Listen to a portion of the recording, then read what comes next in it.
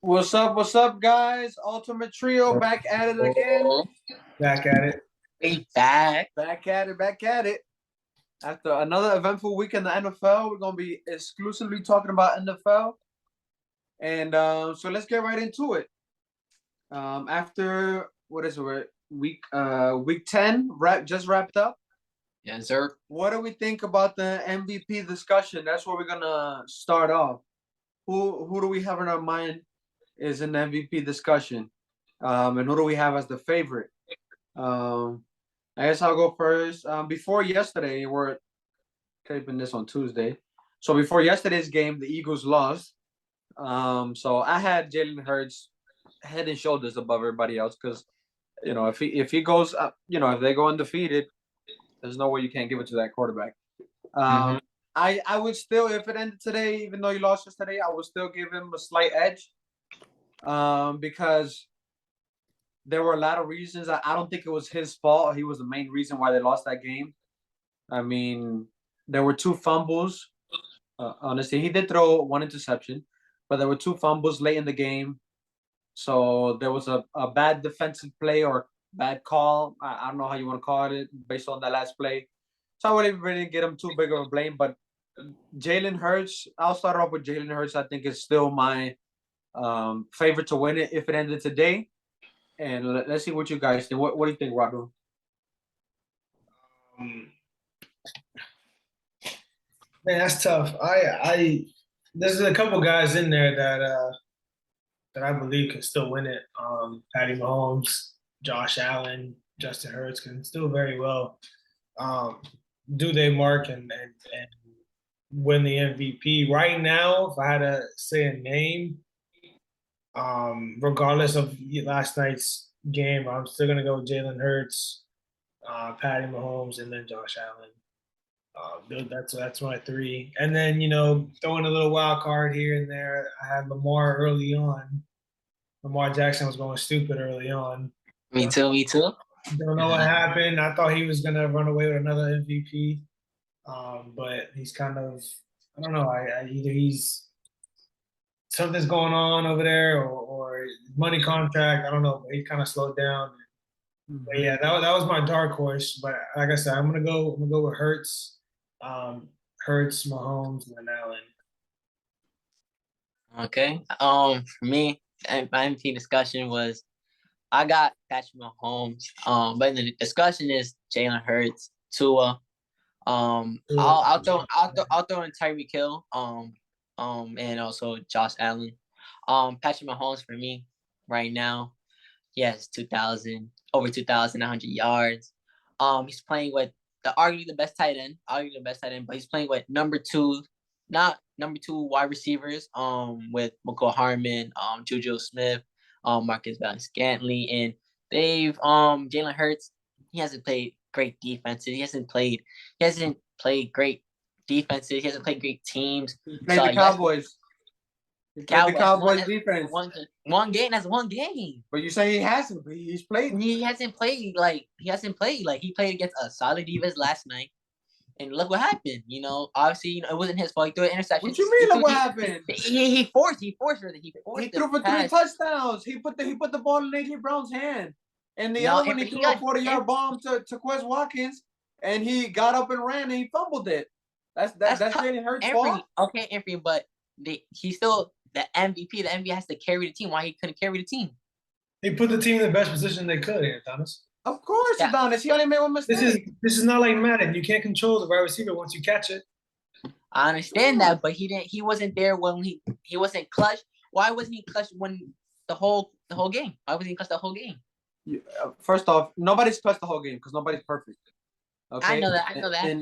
And Patrick Mahomes has definitely not been clutched the whole game because he has way more interceptions than Jalen Hurts. So that's definitely not something that favors your argument there. Okay, but when they needed him to be clutch, he hasn't played against great defenses. Anthony, he's not played against great. Yes, he has. AJ Brown has been playing crazy. He's been playing ridiculous. I don't know. He has like over. He didn't even have 20 yards yesterday. He didn't even because he got clamped. And look what happened when his best receiver got clamped. He couldn't do nothing else.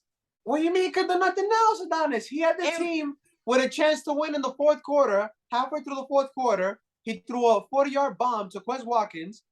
Perfect throw. He catches the ball. The team is gonna be in at least field goal position at the 20-yard line with the ball, first down. But he gets up and fumbles the ball. So the quarterback does his job. Okay, but besides, all right, let's not talk about last night. Jalen Hurts has probably the best team. The best team. It's not because of him they're winning. They have the best, arguably the best team. They have a great running back. Anthony. They have a great running. They have a great wide receiver. They have Dallas Goedert. Obviously, got injured last night, but they have a great offense. The best offensive line. You said it. He has the best. Well, previous messages. He has the best offensive line. Their defense is great. Their run defense is a little questionable, but their secondary, besides last night, because they got killed by Terry McLaurin. My God, they got killed. They're great. Darius Slay and James Bradbury. And so let's see if you put Tua in the Eagles. I think they could be still 8-0, 8-1.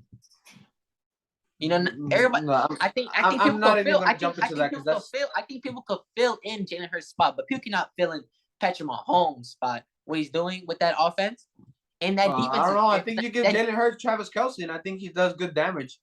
Okay, but he's not okay. But he still needs a number. But anyways, you go to the offensive line. The Chiefs have an elite offensive line. They have at least a top 5 offensive line. So you can't bring that into the equation because they have a very good offensive line. We can't say offensive line now. The running backs. Who's the better running? The Eagles. Who's the better defense? The Eagles. Okay. Yes, that is very true. However, the Chiefs have the better head coach. Not being as efficient. He's thrown in comparison to Jalen Hurts. Let's see, Patrick Mahomes has thrown 366 times, and Jalen Hurts has thrown 265 times. That's 101. Obviously, the numbers are gonna be more eye-popping in terms of the yards and the touchdowns because they need him. They need him to throw the ball because they don't have a great running attack. But why not be more efficient? Why not be more efficient? If you got one team that has and you see Patrick Mahomes, has two games that he's lost. He's had 2 in the game-winning drives that should have been game-winning drives. He's had interceptions, and one of them was to the Colts, which are arguably the worst team in the league. So you have the Eagles; they have a better team, but they lost to a team that is, I think, 5-5 in the Commanders, 500 team. The Colts are not going to sniff 500 this year. Not yes, they are.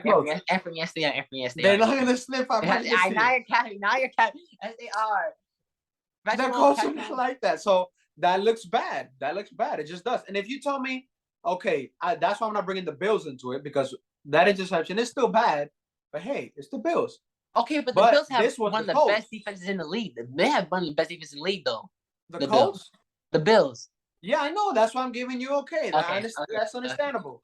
But the Colts, that's not as much. And so, but anyways, in mines, I would have Jalen Hurts for that reason. And then I would have, I think after yesterday, I think I'd have Patrick Mahomes a lot closer than what I had if you asked me a week ago. But I still think we got to give a lot more respect to Tua because in all the games he's played, they've just simply dominated. They haven't had one low-scoring game in the games he started and finished.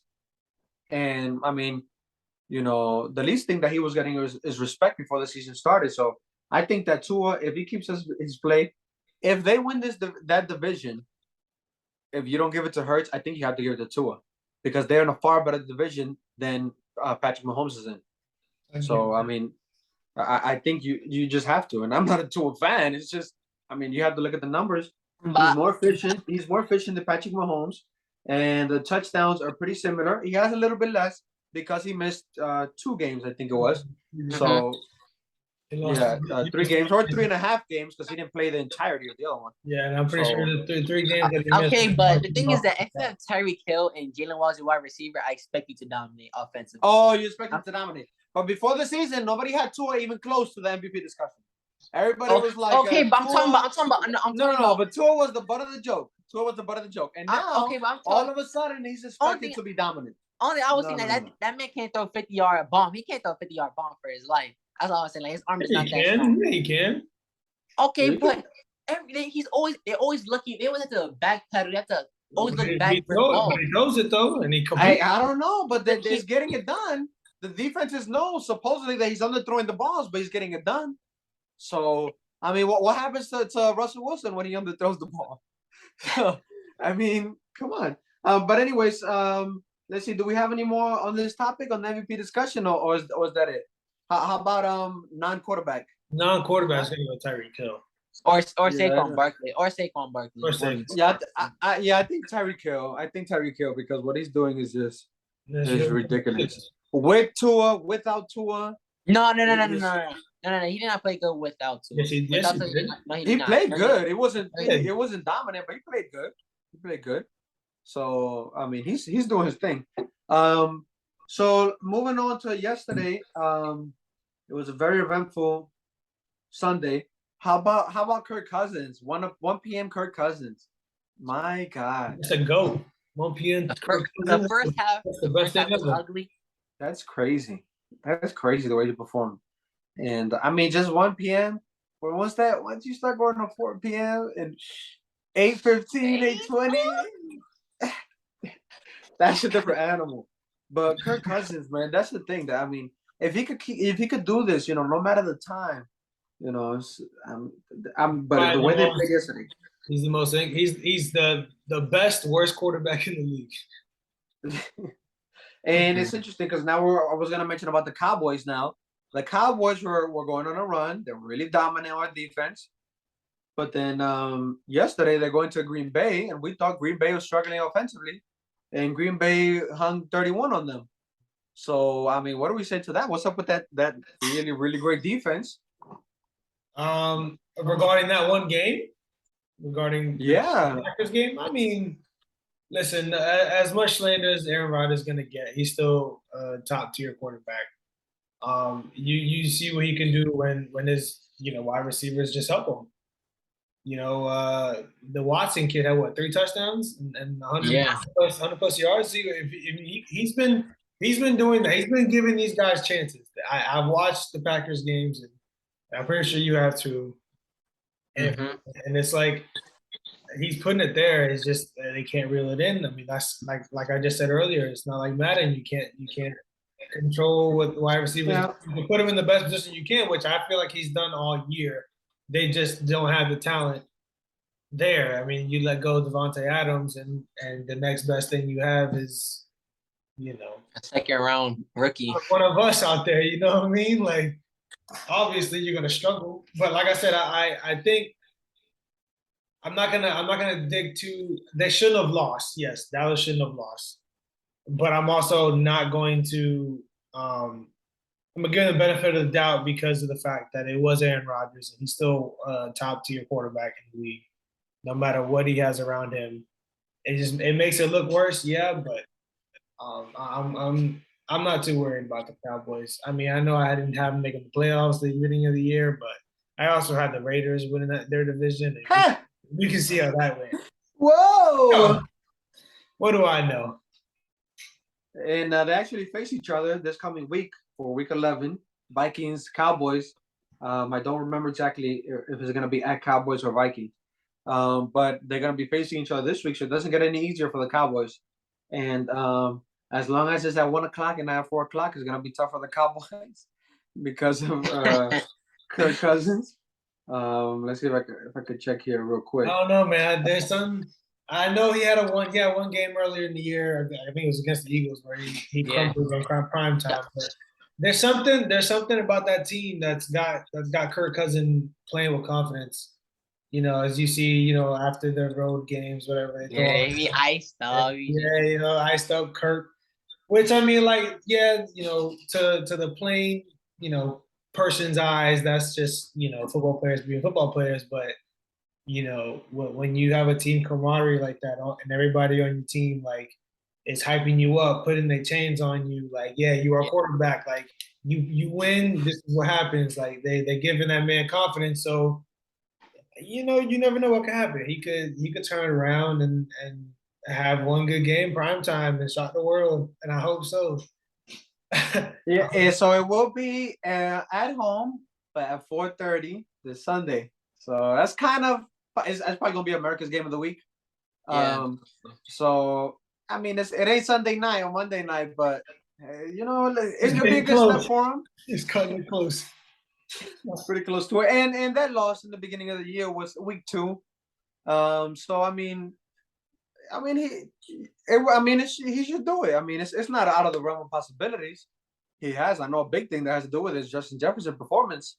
So and he has Hawkinson now, so he has more weapons. This is I mean, I don't know why wouldn't he? They gotta take advantage. But either way, one way or the other is gonna be telling. Now, but talking about divisions, let's go on to what do we think is the best division right now in football? What do you think, Adonis? The NFC East. The NFC East is the best division. 5-5 Commanders. I believe the Giants are 7-2. Cowboys 6-3. The Eagles 8-1. I think that's the best division. People gonna say the West or the AFC or the AFC East, but NFC. I think the Giants can maybe win the division. I don't know. And they have a light schedule. Obviously they play the Eagles The twice. Giants can win the division. I really so. They're gonna overtake the Eagles. I think the Eagles have a tough schedule. They play the Titans. I think the Titans could beat them because the Eagles run defense. The Eagles run defense is not as good. Especially playing against King Henry. You're gonna probably get 20 yards on their head. They play against the Packers. The Packers have a great run attack. They're out, obviously. I believe they play the Giants. I think they're gonna split, and they play the Cowboys with Dak. And I think the Dallas is gonna beat them. Because I think they're too offensively overpowered, like versus the Eagles. You know what I'm saying? So, I think that's the best division and the most interesting too, in my opinion. Shout out Daniel Jones. That's my guy. I mean, it's got to be the AFC East. There's no ifs, ands, and buts about that. You can probably put all the winning percentages up, like both division, NFC, AFC East together, and I want to say the AFC East has a little bit of a better edge. Maybe not because you have an 8-1 Eagles team, but still, I mean, just by looking at this, man, it's 1 through 4. Like you're not running away from any sort of competition. We already know what Miami can do. The Jets, for some reason, have 6 wins. We always have Bills, who is the Super Bowl contenders, and then you got my Patriots. We a solid team. We're not overpowering, nothing like that. We're not an offensive team, but we have a solid defense that keeps us in games, and hopefully Mac Jones can figure it out here soon, and we can start scoring a little bit more. I just the Commanders on the NFC East side, like. They're good. They should. Yeah, no, I don't really believe in that. I don't believe in it. In my opinion, they shouldn't have never traded for Carson Wentz, and let Heineke run the team from the get-go. I've always said that he should just be running the team. There's no point to keep flopping him in and out. The Cowboys are the Cowboys. They're gonna fold eventually. The Giants are really good. They have a great defense. Giants. So I think that I agree with the AFC East. The numbers. The AFC East does have more wins, but I think they had their they haven't had as many buys. Oh no, they had. I got it mixed up now. Point is that the NFC East that hasn't played as many games, so that's why it's probably a little bit. It's probably 2 games, but it's pretty close. But I think the AFC East, because basically that what you were going to, Rodwell, in terms of the worst team, at least by record, is the Patriots on the AFC East, and I believe in the Patriots more than in the Commanders. So that's bigger right there. The Dolphins, I believe in Tua more than I believe in Daniel Jones. The Jets, their defense is carrying them more. So their quarterback, I don't believe in him as much, but their defense is pretty good, and so that's definitely helpful. But I think that's what makes it more. This is why the sports is so unpredictable, because we never would have thought that the AFC East was the biggest thing. We would have said Buffalo, and we didn't even have the Patriots, or at least me and Adonis didn't have the Patriots in the playoffs. And Buffalo would have said, maybe Miami looks kind of interesting. But we would have had the AFC West as the most difficult one, and that has become mostly. If the season were to end right now, all 4 AFC East teams are in the playoffs. Yeah, who would have said that? Who would have said the Jets, right? Um, I'm pretty sure. and I mean, if I'm not mistaken, gets, the Patriots are the 6th team. 1, 2, 3, 4, 5, 6. They're the 7th team on there. And I'm pretty and sure. it doesn't get easier because I mean, you look at the Patriots. Any team I think in this division could lose to any other or the other teams. I feel like the Bills could lose to the Patriots and vice versa. The Jets could lose to the Bills, and well, they did lose to the Bills, and so that's very difficult. I mean, but I mean, the NFC East, the Eagles did lose to the Commanders yesterday, but I mean, I still do believe in the AFC East a little bit. So before we wrap up with this, I guess recap of Week 10 and so far this season in the NFL, anything else you pop out to you guys in this season or in this past week? Shout out Justin Jefferson, Kenneth Walker, my guy. The Bucks. I think the Bucks are coming to the natural form. I feel like if they have Rashad White, as they're I feel like he's better than. They need to start running the ball. They don't start running the ball, they're not going nowhere. Yeah, but I think they turned the corner. Chris Godwin's coming back to form. So, Yeah, I think they're turning a corner. So I still have faith, and hope in them. So I think that the schedule doesn't get much easier, but I think slowly but surely that defense is playing up to its caliber, and the offense they're limiting some of those drops, and I think that's gonna be better. I think that's kind of but what I wanted to share, I think it's kind of a joke what they're doing with the 49ers. They traded all these picks to get Christian McCaffrey, and then they're having Elijah Mitchell run the ball more than him. It's just 1 week. It's just 1 week, but this could completely turn on its face in the next week. But I thought that was really, really weird. They could have done a committee with somebody else. They wanted to do a committee. But the thing with the 49ers offense is you can plug and play a lot of those guys in different spots. They have Debo running in. They have you can line up. You can have Debo in your backfield. Imagine this: you can have Debo right next to your quarterback and Christian McCaffrey out in the slot. But did they do that yesterday? Did they do that? Because from what I was seeing, they had them at different times. Like if you have them all together, okay. But from what I saw or heard yesterday, they didn't have them out there at the same time. So if you're having them, like you say, then you want to get creative. You have Kittle out here, you have Debo, you have McCaffrey in the slide, then you have Elijah Mitchell behind you. Okay, but it seemed like they had either or Elijah Mitchell or Christian McCaffrey. In that sense, then it doesn't make much sense. Yeah, they're using McCaffrey as more of the passing down. I'm pretty sure in red zone trips, I think McCaffrey. Elijah Mitchell. And the McCaffrey was the only one on the field in the red zone. I want to say, and I think McCaffrey ran a route on like 70% of the dropbacks or something like that. So if Jimmy Garoppolo takes more than 2 steps with the ball in his hand, you're gonna have Christian McCaffrey out there running around. Now, if you want to run it, now you have a tandem between him and Elijah Mitchell. I can see, Christian McCaffrey is not gonna have his 20 plus, 25 plus carries plus catches anymore. He's done with that. They obviously his body can't hold it. He's gonna run down and he's not gonna be able to do it. So I kind of like how they're using him. They're using him where he's good at. He's good at catching the ball. He's good in space. So have a game plan where he can do that. While you have another kid who's young, Elijah Mitchell's only third year in the league. Let him run the ball. Let him go through the trenches. Keep McCaffrey out of the trenches. Keep him healthy. Let him run, out in the slot or in the flats and do his thing. I mean, I don't see a problem with how they're using him. I think right now we're all kind of used to the McCaffrey of 25 plus carries, 10 plus catches. He's not that guy no more. He probably could be that guy. Don't get me wrong, he probably could. But you put that many carries, that many touches on the dude like that, and he's gonna break down. He's not that big of a body either, so yeah, I kind of like the way they're using him.